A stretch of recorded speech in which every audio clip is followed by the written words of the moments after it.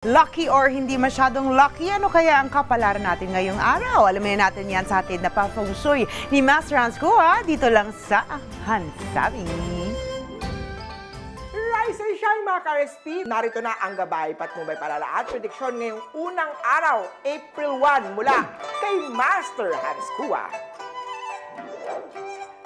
Para sa mga pinanganak ng Year of the Rat, neutral ang araw ngayon, ngunit mabuti pa din na mag-ingat sa lakad or plano. Huwag awayin ang iyong family members sa maliliit na bagay. Kailangan mo ng mga money charms upang maka-attract ng pagpasok ng pera sa negosyo. Gold at 3 ang swerte kay Year of the Rat. Sa Year of Dogs naman tayo, mataas ang chance na magkalokohan sa negosyo. Pag-isipan maigi ang mga moves at huwag agad maniwala sa mga tao nag-aaya o nag-aalok ng kung ano-ano.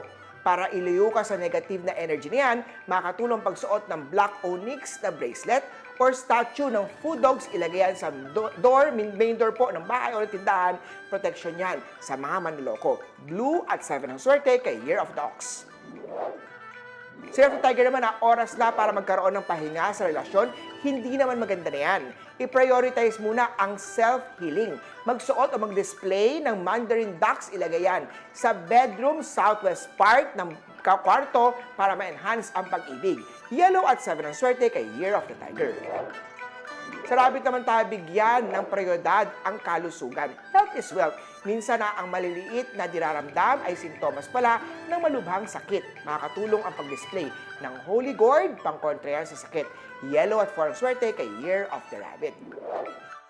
Sa Dragon naman na masyado kang hot, mainit masyado ang ulo mo, chill ka lang at huwag unahin ang galit na hindi naman importanteng mga bagay. Ugaliin, i-check ang mga gamit dahil baka maging biktima ka ng theft or robbery. Pink at 9 ang swerte kay Year of the Dragon. Sa Snake naman tayo, enjoy life, lalo kung hindi ka pa-attach sa kanya. Age is just a number. Hindi hadlang ang edad mo para sa mga bagay na gustong gawin. Purple at 8 ang swerte kay Year of the Snake. Para naman sa mga pinanganak ng Year of the Horse, huwag masyadong attach sa mga nais na bagay. Baka pumalpak ang plano. Take your time o kailangan na kumonsulta at magpatulong sa may mga experience bago ituloy ang mga bagay na gustong gawin. Green at 6 ang swerte kay Year of the Horse. Sa Goat naman, maswerte ang araw na to to start with your home renovation. Magaang ang daloy ng pera. Ganun din sa pag-ibig. Maganda ang araw na to para mag-travel. Huwag kalimutan ikonsulta ang home renovation plans sa feng shui expert na gaya ni Master Hans Kua upang suwerte ang bahay, ang tindahan sa gagawing mga renovation. Red at 1 ang swerte kay Year of the Goat. Kay Monkey naman tayo, flirting is good, party yan ng buhay, pero hindi ito tama kung taken na ang kausap mo. Iwasan ang mga intriga. Naku! Maging kontento sa kung anong meron ka, umiwas sa may mga karelasyon na. Brown at 9 ang swerte kay Year of the Monkey.